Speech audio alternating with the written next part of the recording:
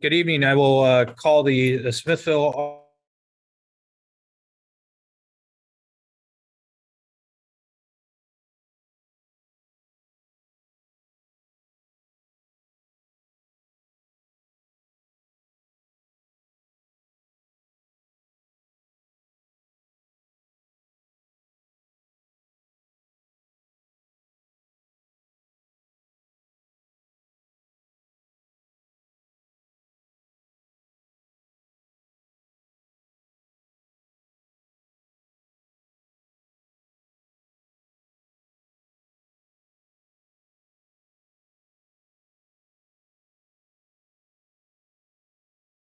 agenda.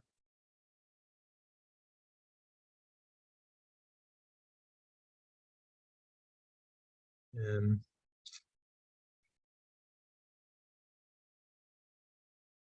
me get clicked through here.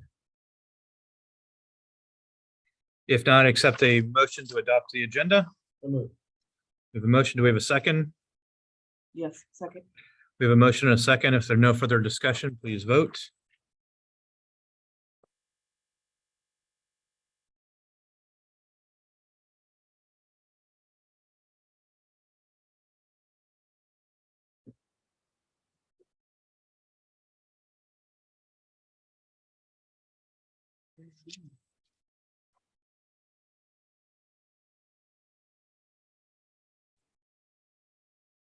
First vote always is the one that takes the little bit of technology issue to make sure everyone gets logged in right. So just a moment. 7-0 motion passes unanimously.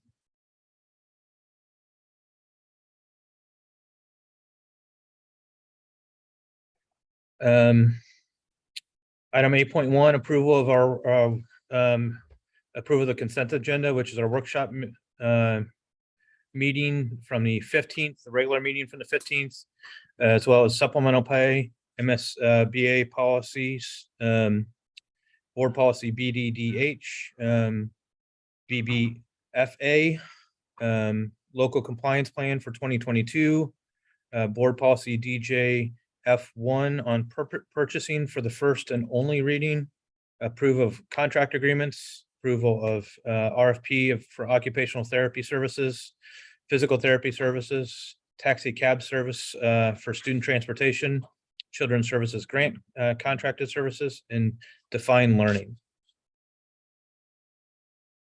Any questions or discussions on those? If not, I accept a motion and a second to approve the consent agenda. So moved. We have a motion and a second.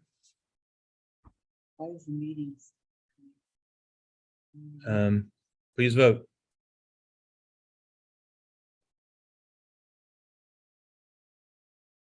This says. Am I looking at, what am I doing? That's correct. So it's the first item. This? Yeah. Oh, that was in consent? Yep, that was the first of the consent agenda. Okay. Sorry. Just want to make sure I did it right.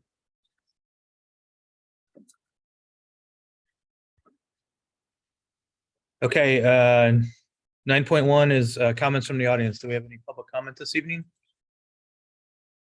All right, 9.2, board priorities. Hey, one of your board priorities is to, for student staff or for staff retention. Dr. Cradfield and Ms. Davis met with approximately 60 staff members over the course of 6 sessions to follow up on feedback from the teacher morale survey given this past spring. Administration will use this feedback to identify 2 key areas in which the district can improve in the 22-23 school year. It will be given to teachers biannually, both in December and in March.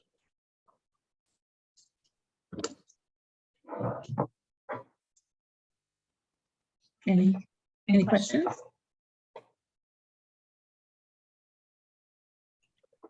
Okay, everyone, we're looking to take it easy on her for first meeting. Or are we saving it for a different topic? I just wondered, when will the board get some of that info, when you have some data collected? Or I'm gonna defer that to Ms. Davis or Dr. Credifield. We've gone through the process of collecting. Just a second, Michelle. I need to. Okay, go ahead, Michelle.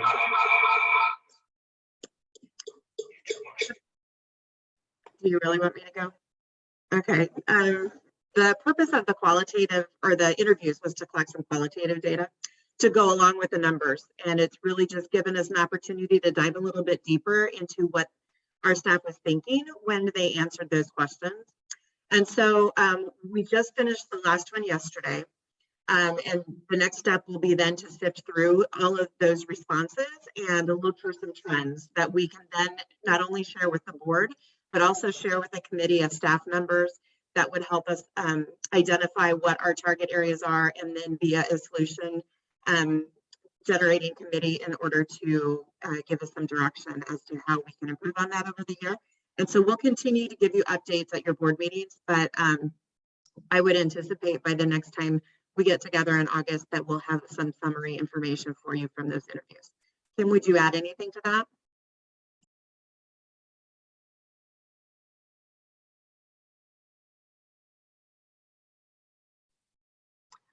No. Me? I'm good.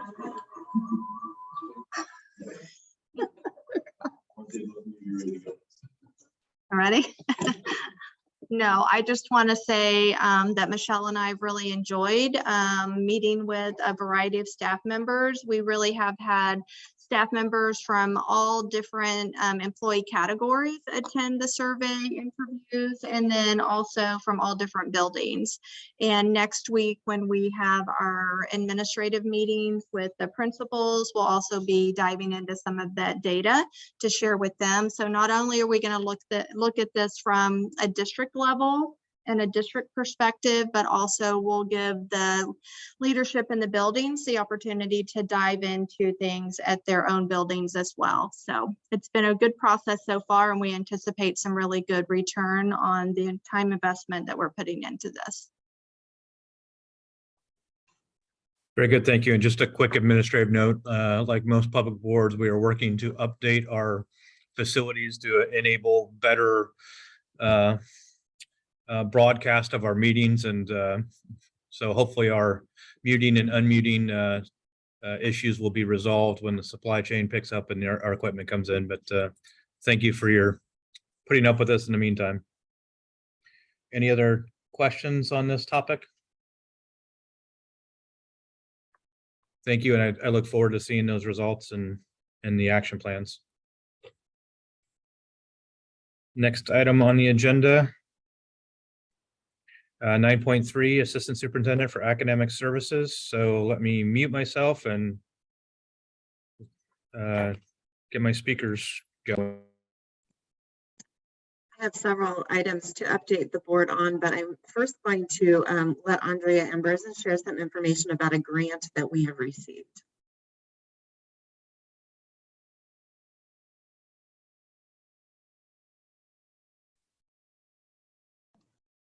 So we have been provided some information that our special education department has been given through DESE.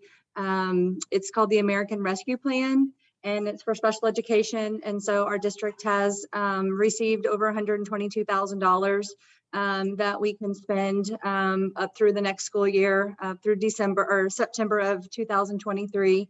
And so we're looking at basically the American Rescue Plan is to assist in, closing the achievement gap, the learning loss through the pandemic, and then just being able to support our students. And so we're looking at some additional training that we can provide our staff, some reading and some math and writing, and then obviously getting some additional materials and supplies and resources that we haven't been able to provide before. We're looking at some different equipment and also our OT-PT room for some sensory items and some different things to help out some of our students. And so we're really excited that we have this opportunity to be able to provide some additional things for our students and our staff. So, yeah, it's awesome. Thank you, Andrea. Does anyone have questions for Andrea? All right. Last time we met, we discussed MSIP, the accreditation process for our school district and all the districts in Missouri. As you are aware, it is there's a new iteration, MSIP 6. So there are some significant changes in the way that the accreditation process is going to take place. We have been notified that we are in the first group to go through the continuous improvement process, which includes interviews and evaluation of our Csip, but also written responses on several items that then would be submitted to DESE and then followed up upon in those interviews.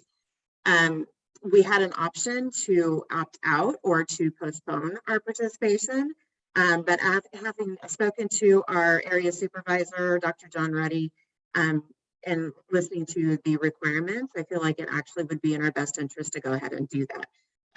Because the continuous improvement score will not actually count for MSIP for 2 years.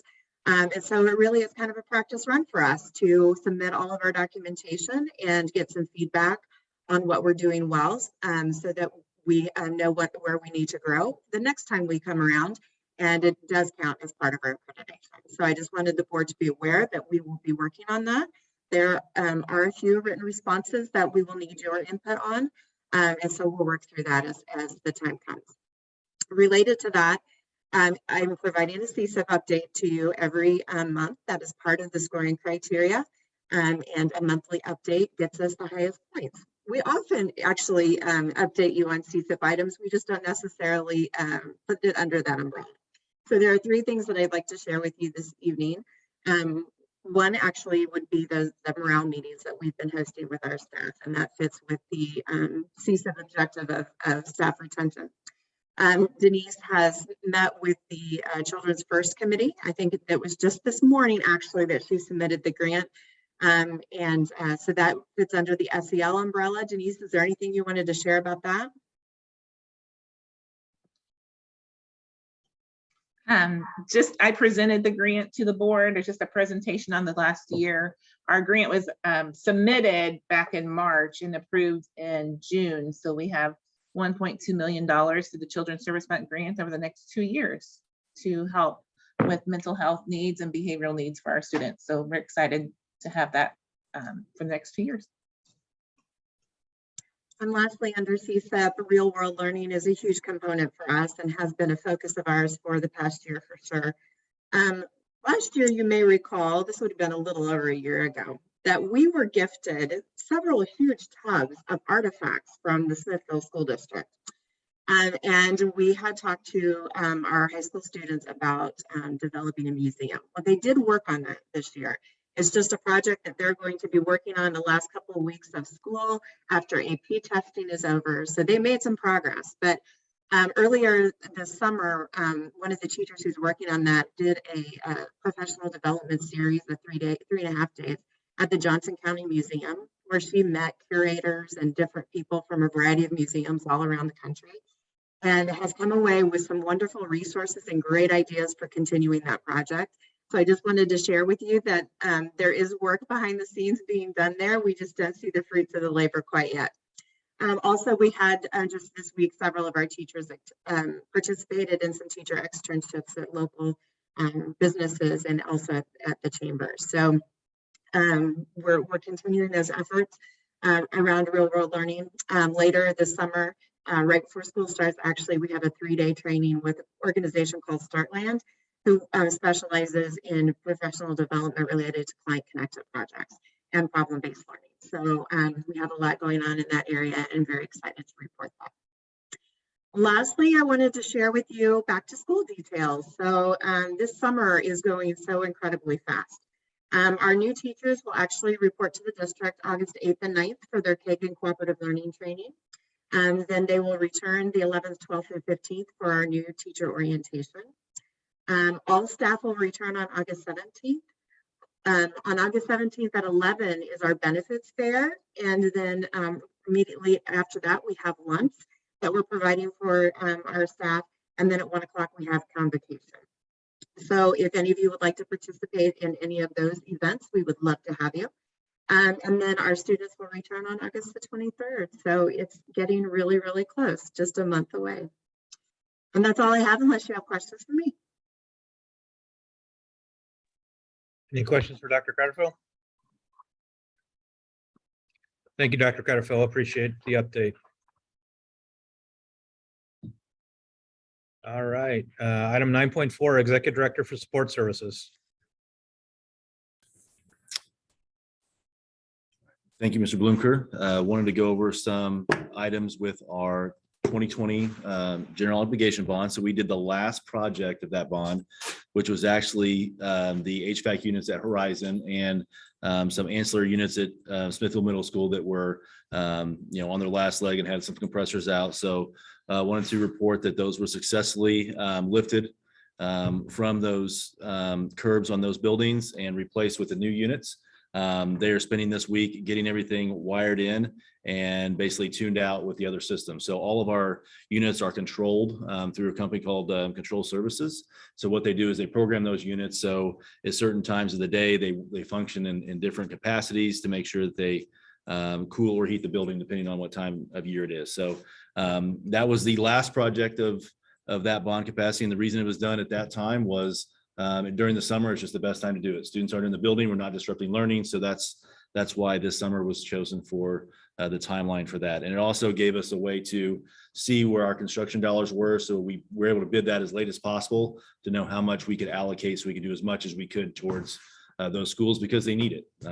And so just wanted to give you a report on that and that successful installation. I'll know more in a couple of weeks about how the tuning goes, but so far it's going really well. So we got some information from Clay and Platte County for assessment pre-Board of Equalization, meaning these are the assessment numbers that they have before people may protest their property taxes. And those numbers that are coming in strong.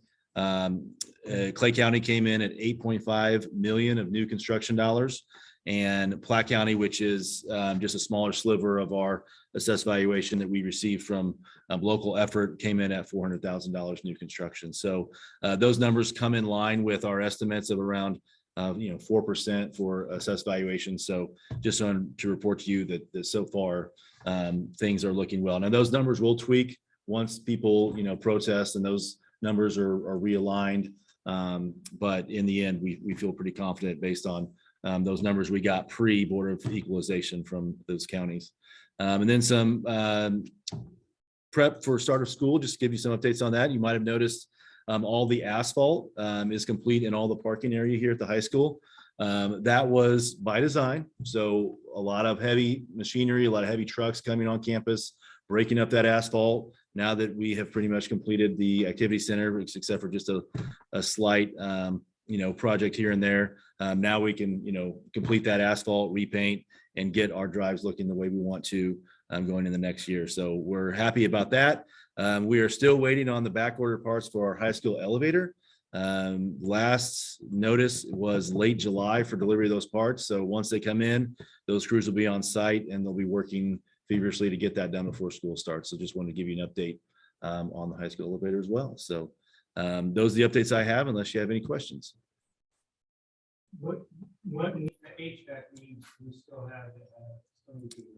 Sure. So the rest of the locations at Horizon and at our middle school, those are the oldest units and the ones that need to be addressed the most for sure. How many units are we talking? At Horizon, we still have at least 10 to 12 units, but the big part of that is right now one unit covers 5 to 6 classrooms in some places, 3 or 4 in other places. And what we need to do is create VAV boxes in each individual room so each individual room can be controlled. We can, swap out the HVAC unit. That doesn't necessarily solve the problem because of the way it was value engineered when it was first built. So the way to truly solve the issue is to get those VAV boxes in each individual classroom. And so we're looking at around 3 to 4 million to finish Horizon, and about 3 to 4 million to finish middle school is the estimated cost right now.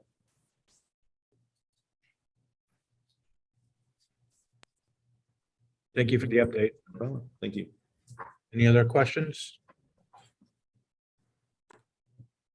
All right, agenda item 10.1, general financial review.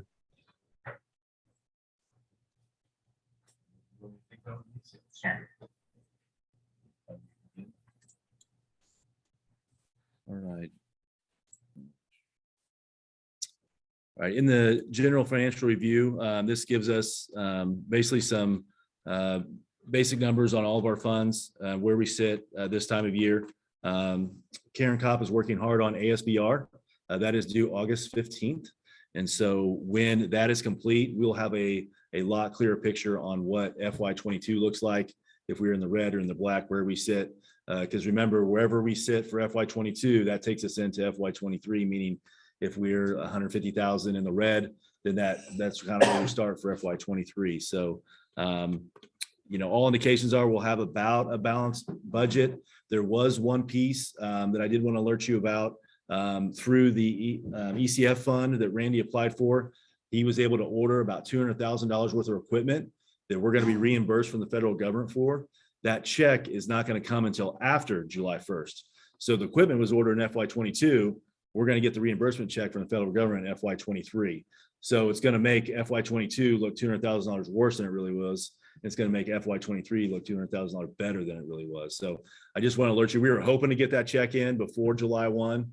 It didn't. We're still going to get it. It's just how we have to document our finances per DESI guidelines and doing that ASBR. So ASBR is just a snapshot on July 1st. Once it's there, it's already changed. I mean, money has already flowed in and out of our accounts based on the needs of our schools. So with that, will give us a better picture of how we finished up FY22. So be happy to answer any questions on the general financial review.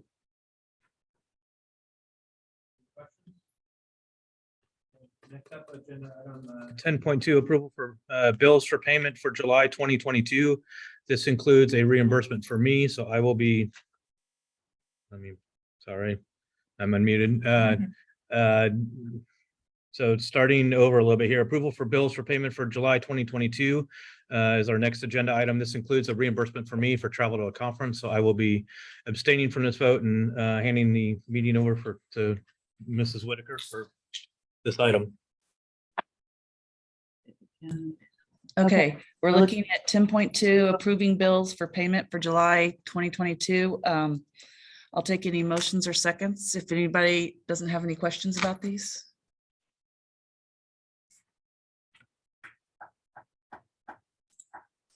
No questions, I'll move that we approve the bills as stated in.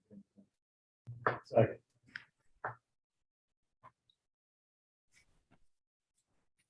Please vote.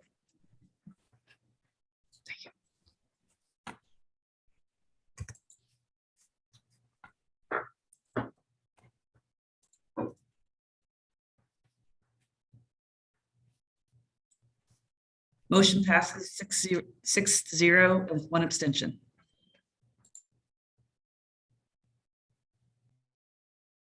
All right, thank you very much. Agenda item 10.3, school safety. Okay, last month we asked that school safety be put on our agenda for a monthly discussion. And since our last meeting, we've made some progress. We have, I had mentioned earlier that we've done a self-assessment through, that was provided, MSBA provides links for these things, and it was through the Readiness and Emergency Management for Schools Technical Assistance Center, and it was an evaluation of our emergency operating procedures. Through that, it gives you a list of questions and ideas to create a team for implementation of a new emergency operating plan or an update of that. And so after the self-assessment team, I have reached out to a group of area emergency response individuals and have invited them to a meeting on August the 8th at 1 p.m. It's a Monday afternoon. If you would like to attend that, please let me know. Currently, we have attending that someone from Clay County EMS, Dave Klein, the fire chief, Jay Taggart from the Smithville Fire Department, Jason Lockridge, the Chief of Police from Smithville, Ryan Wilhoit, who's a state trooper, as well as Jason James, who's with NRAD. In addition, a number of administrators within the district and staff have been invited to attend as well. So we're going on the big scale to work on that communication piece, and then we'll narrow it down and begin refining our safety operating plans for the district. In addition to that, we have staff training for all staff and crisis management with our ALICE procedures. Just an update on that. I was looking for the date. That will be on the afternoon of Thursday, actually the morning of Thursday, August 18th. All staff will go through that training. And then I will be attending the MSBA Summit on Safety in November as well. So we're making progress and looking forward to gathering this team together to establish our communications. Any questions? Thank you for the update and continuing work, is that we all know protecting the most valuable resource we have is protecting our kids and then educating them. So making sure we continue to update is important. Thank you. All right, agenda 10.4. I'll just refer to as return to safe schools plan. Okay, well, let's. Sorry, I have to get out of this.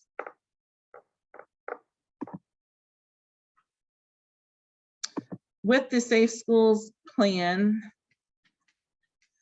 we need to look at it biannually and have a discussion about that. Any school district that receives ESSER funding from the government has to have a plan in place. That doesn't mean they have to have particular things in their plan. It just means they have to have a plan in place discussing operating procedures to mitigate COVID. That plan has been updated annually, or actually, I don't know, monthly for a long time, weekly even. It was updated on the 5th of July, but it was time to bring that to the board to see if there were any questions or comments, things that needed addressed. With that, you see facial coverings are no longer required. They're recommended or allowed. If somebody does test positive for COVID, they do need to quarantine at home for 5 days. If a person is exposed, we're no longer contact tracing or notifying parents unless it would happen to be like an outbreak in the classroom. We would communicate that there's multiple cases potentially, but we're treating it like any other illness. If you have symptoms, you stay home and you notify the school. We still will report it to the health department just like we do any other illness at this point. We'll continue to promote good hygiene, have healthy facilities, and Misha also has dropped their return to play protocol as well. So there's not a lot of mitigating factors at this point, but this health department is also not providing any additional things that they're recommending at this time. But there are things, we want to keep our plan active, and if there's ever anything that needs to occur, we can make updates to that. But I would like to entertain any questions or comments if you have any concerns about the plan as it currently is. All right, I'll have the comment. Just a couple things looking at this. Okay, in the first paragraph, layered prevention strategies, critical to protect students, teachers, and staff, especially those not vaccinated. I don't know that we need that. I know that was talked about before in a previous meeting, that wording. Oh, sorry. Just a minute. And then the masks are strongly recommended after, 60 days, 10 days after isolation. That's from the health department. Okay. I just feel like if they're good enough to come to school, do we really need to add that? Social distancing. Are we doing any social distancing this coming year? How it says social distancing and cohorting are encouraged. What does that look like? That means eventually, if students are exposed or if teachers start seeing things, it's in our plan if need be. Right now, we have no stipulations of cohorting. Kids can go back to cooperative learning structures.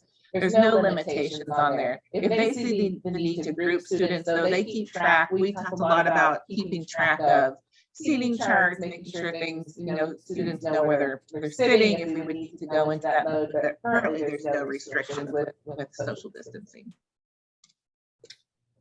And then, oops. Okay, over close contacts, contact tracing, that area. I guess I just want to feel like we've learned from the last few years moving forward, and that part, in case of an outbreak, do we need to exclude a classroom? I just don't want the fear of that lingering all school year of, okay, we're going to shut down this entire classroom again. And that's beyond us a little bit. The county does give guidance when it comes to outbreaks, whether that would be any type of outbreak with illness. So it would be something we would have to collaborate with them in, but ultimately we would be decision makers when it came to that. So that's in there just in that event, but are you asking that that's struck from the plan? We would communicate whether it be whooping cough or a flu outbreak, we would always collaborate with them and communicate regardless. Okay. But I know last year what you're saying, we had to shut things down. This year, I have no idea. We have not, we've discontinued our meetings, and so I don't know what that would look like. Okay. And because it says multiple, and what does that mean for? Last year, that was 3 or more. Okay. This with the flu or something else, though, it's much more than that. So I would have to consult with the county to see if their guidance has changed with that. On the other side of the coin, for families and groups that are uncomfortable in certain learning environments, let's just say we have an uptick of COVID and they want to choose an alternative learning method. What's available? Do we still have alternative learning methods for them? That has actually changed at some point. And I don't know if Dr. Cradfield, if we've outlined that. We still have launch that's offered, but in the case of COVID and a student wants to switch, I know you have protocol. I can't recite it off the top of my head, but I'm sure you can. You're nodding. So let me turn it over to you. Sure. So through MOCAP, which has been a law for several years, we have online learning options for any student at any grade level all of the time. So if that is the best opportunity for a family, and as long as the student can be successful in that environment, then our practice is to allow them to do that. In the middle of a semester, there are some guidelines that we go by, and we always consider the extenuating circumstances of the family. So for example, if a student has a mental health crisis or a physical health crisis where being at school just is not best for them, and that's documented, then that would be an example of where we would allow a student to move into an online environment in the middle of a semester. We also last year took into consideration parents' occupation and their concern over risking COVID infection in their family. We didn't have very many who took advantage of that. In fact, probably all across the district, high school included, we had maybe 20 students who were 100% online, if even that. At the high school, we have quite a few who take some courses online, but the rest of them face-to-face. So we have processes and procedures in place for that, and we would consider it on a case-by-case basis using our matrix to help us make the decision. But yes, there are opportunities for families to learn online if that is what they need. And I just wanted to say, in regards to what Denise said about the 5-day staying out of school and the mask strongly recommended, it is the CDC recognition and the Clay County, and both of my jobs that I work with, those are the recommendations. It's not saying you have to. A lot of places make you, but that's not what we're saying. We're just saying strongly recommended, but that is not, I want to make sure people know that's not just a Smithville rule we came up with, so.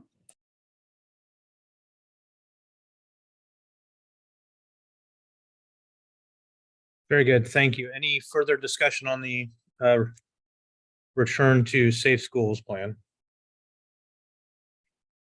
Very good. That's an info item as Mrs. Harwood mentioned, will come up every 6 months or so at this point for our review. We'll move on to new business. Item 11.1, recommendation for strategic planning facilitation.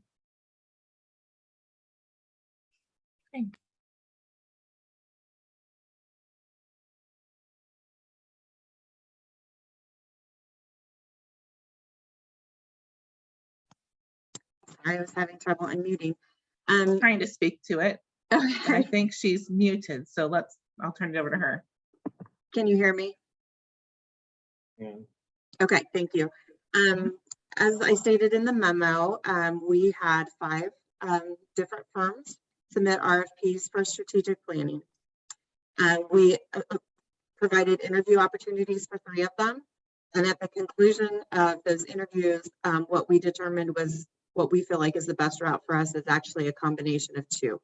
And so in our recommendation for the facilitation of our strategic planning, we are recommending Future IQ as the company that would lead the process and develop the product for us, which would be our strategic plan, with Blueprint for the Future as a consultant. The main reason for that is Future IQ has not worked with the K-12 district before. They know a lot about our districts because they have worked with our city. We and they also feel most comfortable having someone with more experience in the education realm as part of the planning and facilitation team. And so that is the recommendation we have before you, and I will entertain any questions that you have. Thank you. Any questions? If not, I'd entertain a motion in a second. So moved. We have a motion and a second. No further discussion. Please vote.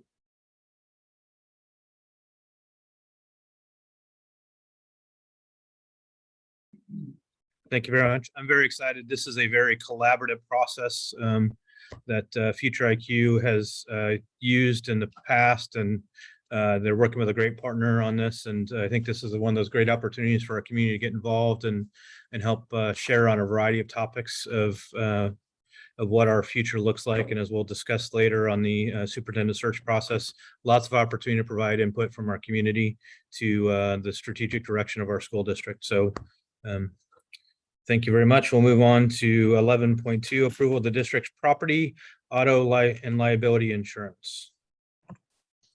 You'll see in the packet an insurance quote and property schedule. If you have any questions, I'm going to let Mr. Hedgeworth answer those, but Sure. otherwise. Yeah, I'll dive in just a little bit real Okay. quick. The overall rate change is 11.14% increase from last year. The reason for that is twofold. About half that increase is because we have more property cover. We now have an activity center that has 20,000 square feet with items inside there. And then also the value of personal property and contents within those buildings due to inflation have also increased. So that's increased our limits, which has increased our liability coverage. And so not much has changed as far as the structure. The actual company, Gladfelter, that's part of this agreement is the same. We're still using Miller Donnelly is the agency that procures all of our bids and works through that process. And so it is just the amount that has increased due to just increased cost of doing business. And so be happy to answer any questions that you might have in regards to the policy.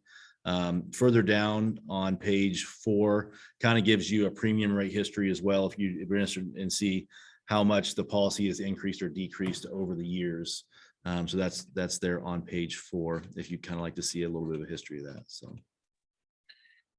On wind, hail, is that occurrence or per building? that's per occurrence. And so basically what he's saying in that statement is we could reduce our premiums if we also took the optional wind hail deductible. And so we would greatly increase our wind hail deductible. It would lower our premiums, but we'd be more exposed if or tornado or large hailstorm hit us. We'd be footing a lot more of the bill in that case. So it's one of those Monday morning quarterback situations where, well, if I can tell you a tornado is going to hit, then of course I'm not going to change that deductible. But if I know we're going to be safe, then of course we would take advantage of that. So that's one of those, gambles that you take. At this time, I would like to stand pat. But, you know, we can certainly look at that if we wish. How much? Should we, would it reduce our premium? If it reduces it by $2,000, it's not worth it. If it reduces Right. it by $50,000, it might be. Yeah, let me see. The rate it would reduce, it would reduce at 15,000.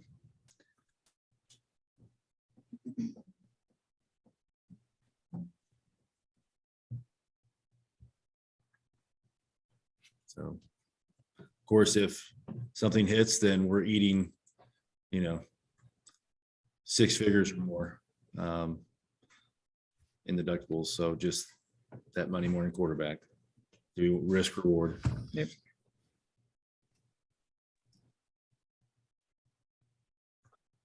Any further questions? If not, I entertain a motion in a second to adopt the recommendation. Second. We have a motion and a second. Any further discussion? Seeing none, please vote.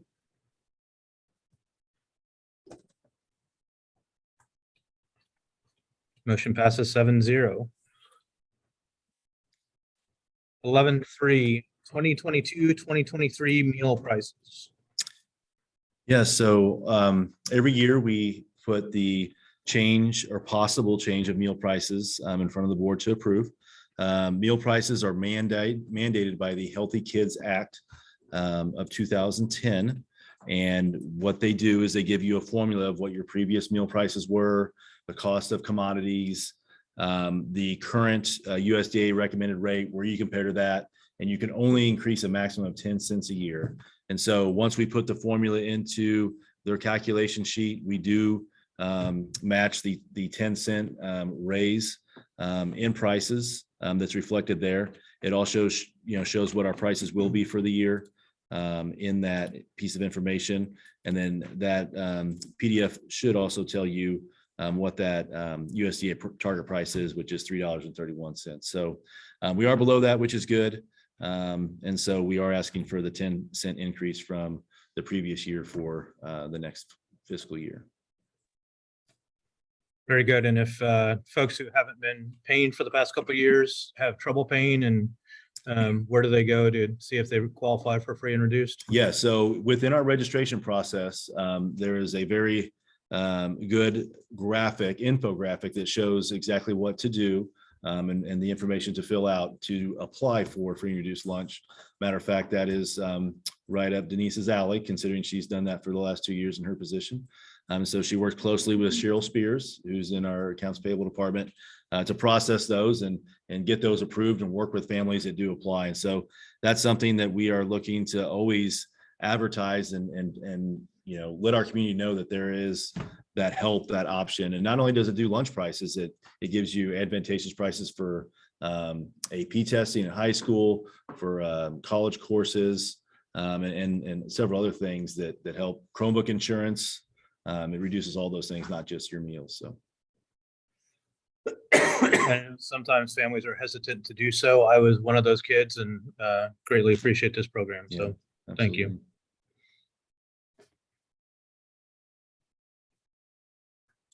If there are no other questions, I'd entertain a motion in a second to approve the 2022-2023 meal price. So moved. We have a motion and a second. No further discussion. Please vote.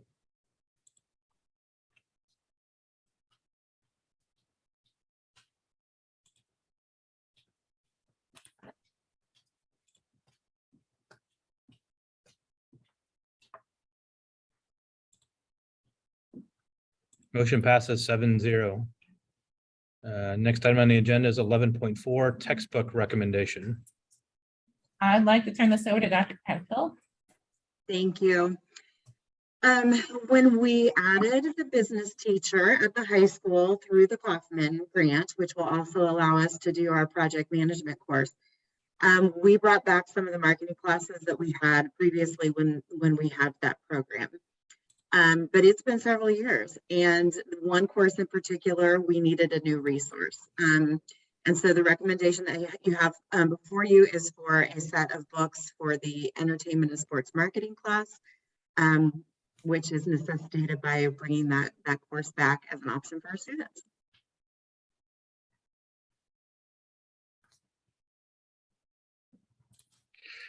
Very good. Thank you. Any questions? I do. So this is not an online textbook, correct? No, it is not. It is a physical book. So, okay. Might be voting. There are online components that students and teachers can access, however, but it is actually a textbook. Okay. I make a motion to approve the textbook recommendation as presented in the packet. Second. We have a motion and a second. Any further discussion? Seeing none, please vote.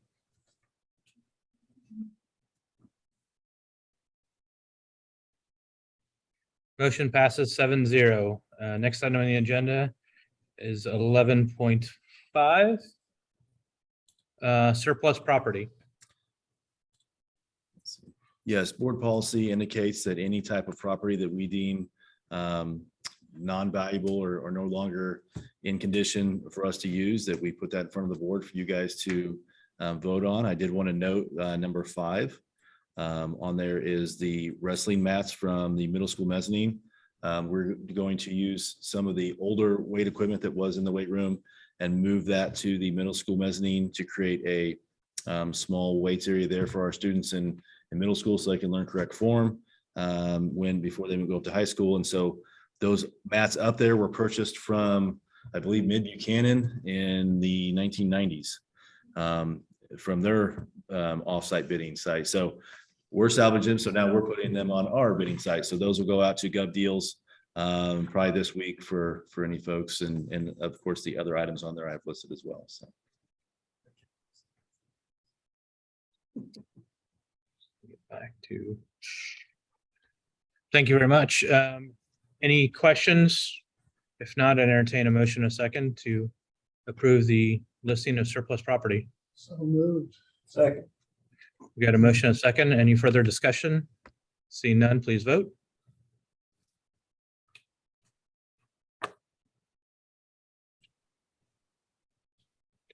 Motion passes 7-0. All you bargain hunters, look for that on the end of the week. 11.6, staffing request. We are requesting additional staff at Eagle Heights Elementary this year. They're experiencing growth unlike any other elementary building in our district. Currently we have 3 sections of first grade, but they have 25 students per section in those classrooms. The class size is at the top of DESI's recommendation with optimal, which is 17 students in first grade. Maple and Horizon each have 17 students. So we're asking that we add an additional class to Eagle Heights first grade, which would reduce the class size to 18 to 19 students per section, which is more equitable with the other grade levels. Also, for that, we are asking for an additional instructional assistant. There is a grant through the special education department that will help, that will assist us by providing a 1.0 FTE that will be paid exclusively through the grants. And we would ask that this would have no financial impact on the district. And so we ask that that position could be provided. That would be working with both first grade and with special education students. And so it would be a win for all of our students in that building. The additional FTE for the teacher would be about $55,000. That is a critical component for student success. Very good. Thank you for the update and the request. Any questions at this time? If Motion to approve the staffing request for the Eagle Heights first grade teacher and the instruction assistant. Second. Strong. we have a motion and a second, you can arm wrestle over who gets the second. No further discussion, please vote.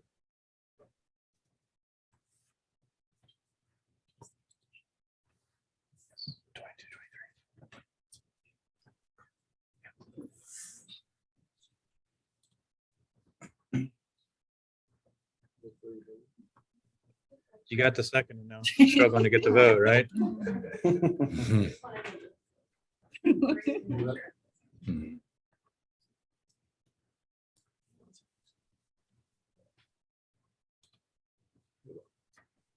Motion passes 7-0.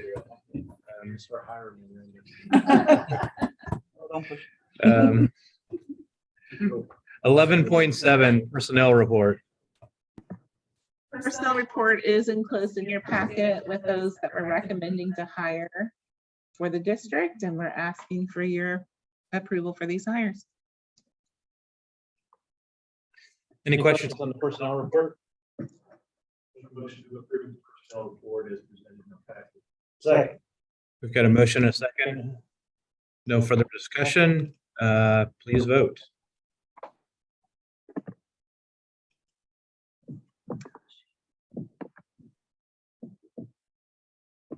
Motion passes 7-0. Next item on the agenda, 11.8, extra duty and supplemental assignments. Same thing, your extra duty and supplemental assignments are also in your packet, and we ask that you approve those. Oh, informational. Any questions? Thank you.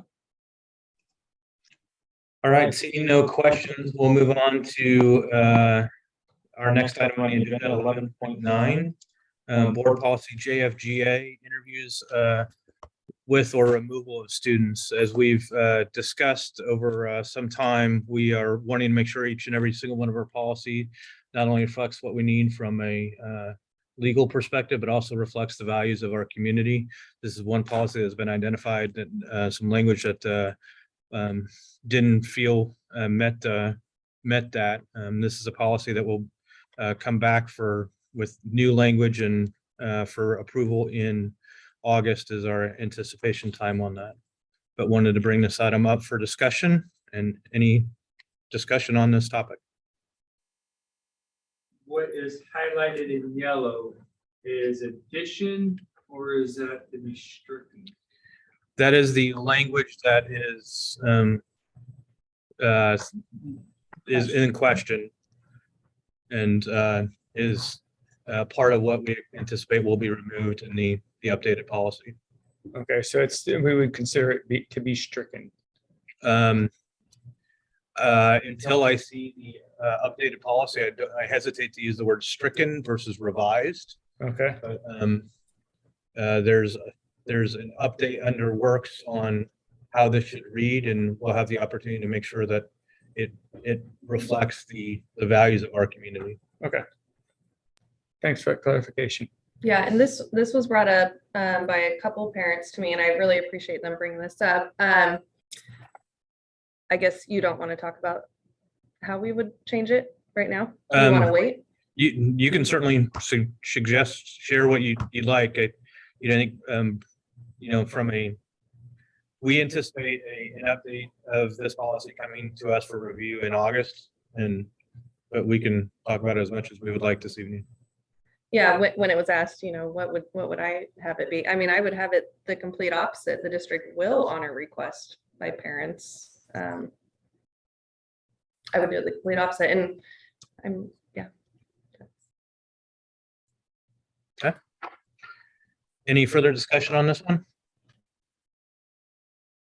So look for this, an update we expect in August, so that will be a policy in our packet for review at that time. So is this being reviewed by MSBA? MSBA. by our legal team? Yes, all and the yes. above? All the above. Okay. All the above. I had a discussion with MSBA and they are reviewing it, and this is a policy that's highlighted across the state in several districts, and I think language that doesn't reflect how we would probably sit and write it if we were to write it ourselves. So And I'd like to add more common practice. this is the policy that came out after a case out of Columbia, and MSBA is working to update it to better reflect what the true occurrence is. So there's just info for now. That's what I was thinking. So with that, we'll move on to 11.10. Selecting delegates for the Smithville TIP Commission. We have received our letter stating that we need to select our 2 delegates. And so we need to decide what 2 members will serve on that committee. We have until the end of the month to provide our names. I would recommend Scott for board president. To Scott Jacoby, sorry, Scott. Just due to Scott, your background, and I think you guys would serve us well in your former relations in that role, Jeff, and acting as our board president. That would be my recommendation to the board.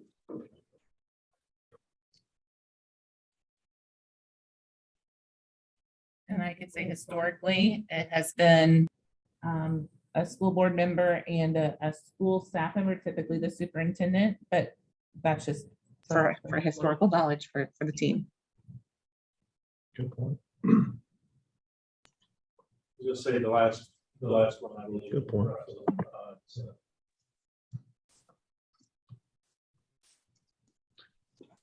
Something else to consider is stand-ins or alternates in case of something coming up the day of the meeting. So 2 plus what alternates might be. Somebody might get sick or something like that, something to consider also. So you can include that in your list to the city.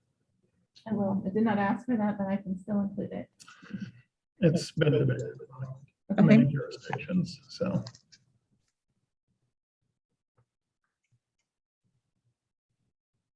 Just standard practice.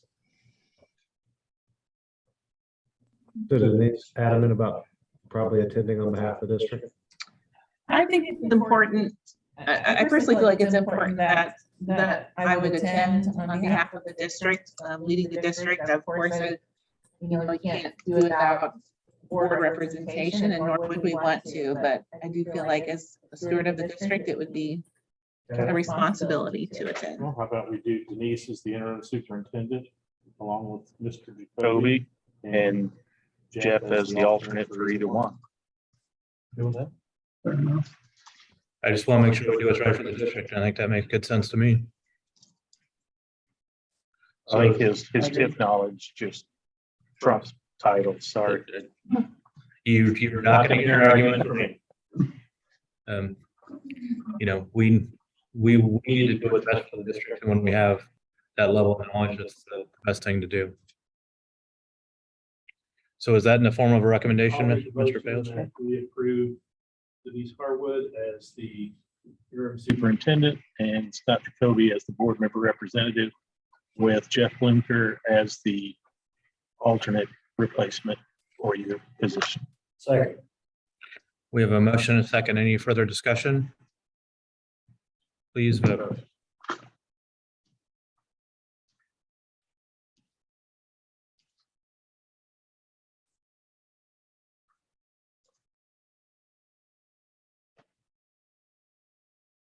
All right, motion passes 7-0.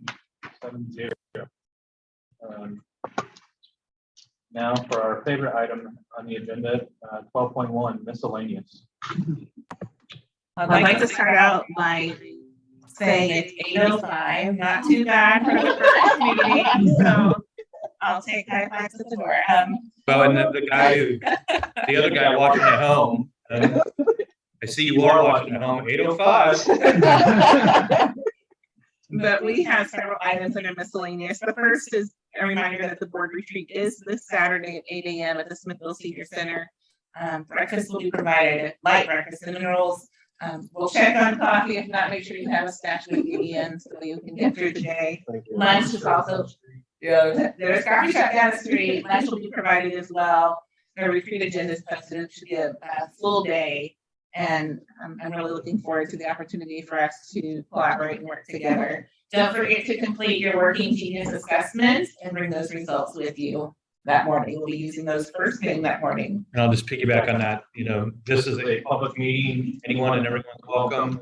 The very beginning of it, we're going to work through and have some discussions on governance norms and how to operate as a board and some board priorities. We'll then have lunch, and then the afternoon we'll kick off and it's kind of jumping later down to miscellaneous with our initial meeting with EGL, who is our superintendent search service firm. talk what kind of traits we're looking for, who they need to talk to, and that will kind of kick off that process and be extremely inclusive for many in the room, many watching at home, and any community member who wants to be involved in that process. So excited to get that process going. But this is one of those sessions where we have facilitators, but it's up to us for discussion. So we'll make sure that we'll have loaded coffee for everybody. So it's a lively discussion. I think it probably is. Secondly, Read Portrait Group will be on site to take portraits of the cabinet on August 8th at 8 a.m. So, and that's for the cabinet as well. So that morning. The MSBA conference is November 3rd through the 5th in Kansas City. Please let Karen know if you wish to attend that so she can get you registered. Fourth, we're kind of spilling the beans on this. Our staff's not even aware of this yet unless they're watching it or attending tonight. We are having a welcome back ice cream social for all staff and their families on Tuesday night, August 16th at 7 p.m. in front of the high school. Bring your family, bring a lawn chair, and just come to socialize. We will be introducing new staff that evening. So the board, you're welcome to attend. If we do have multiple attending, let us know so we can post it. But it should just be a great night of fellowship and just getting the school year kicked off on the right notes. Would it just be wise to post that? I think so. Just be wise to post that. So that's for all of our employees, including our contracted services such as and our bus drivers, et cetera, everybody that makes us operate and serves kids. So we're looking forward to that event. Also, the next day is Convocation, Wednesday, the 17th at 1 p.m. The benefits fair and luncheon start at 11. Our theme this year is tailgate. So have your warrior pride, come in your green, and we're looking forward to having lots of festivities here to kick off the school year. And number 6, new teachers start back on the 11th. I haven't sent my letter. I'll be sending letters to staff soon. People kind of groan when that letter goes out. So you either want it early or you don't want it at all, but it's coming soon. And the last, I guess I have 2 things on here. The second to last is we typically hold a new teacher reception in the evening of the September board meeting. And so just need to know if the board would like to do something like that at 5 p.m. I think it's a cake and punch type reception. They introduce themselves, tell the board about themselves. We do have how many new staff, Kim? Like 40? So we have a huge group. We may have to look at hosting that at the high school or finding an alternate location for that, but you can let me know if this is something we would like to do so we can get it planned. Yeah. I definitely think we need to do it. I remember doing it last year and a lot of the staff said, none of the other schools we've ever done does this. I think it's a good time to get to know people. Yeah, I I really enjoyed a lot of the conversations I had and, was able to then see them throughout the course of the year and make that connection. So. Okay.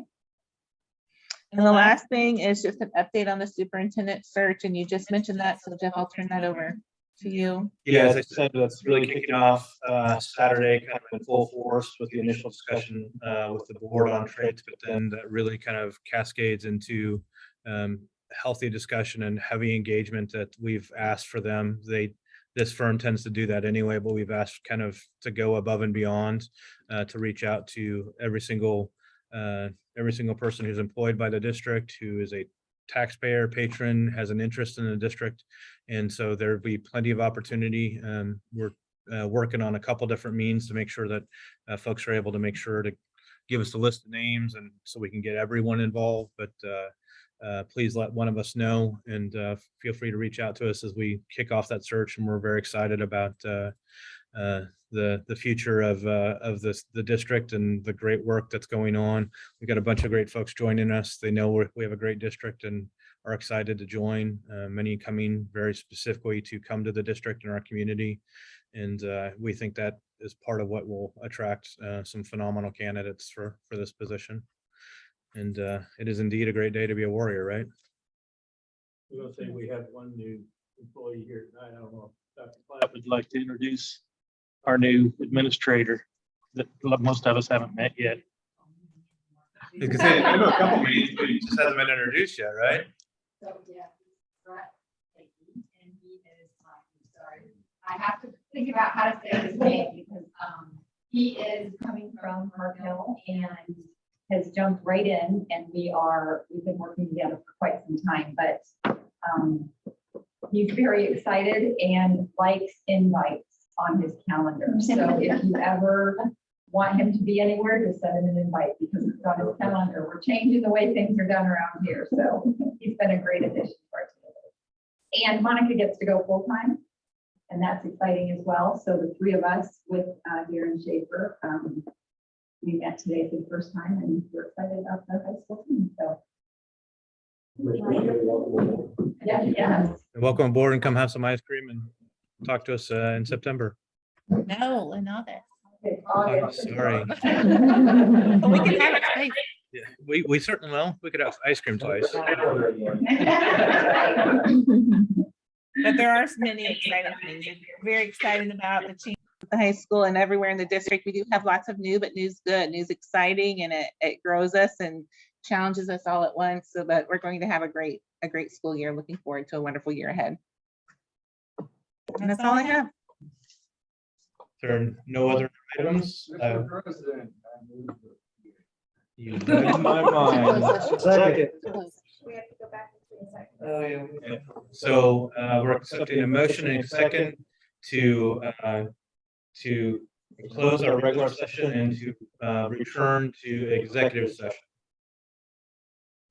So with that motion and second, if there's no additional discussion, please vote.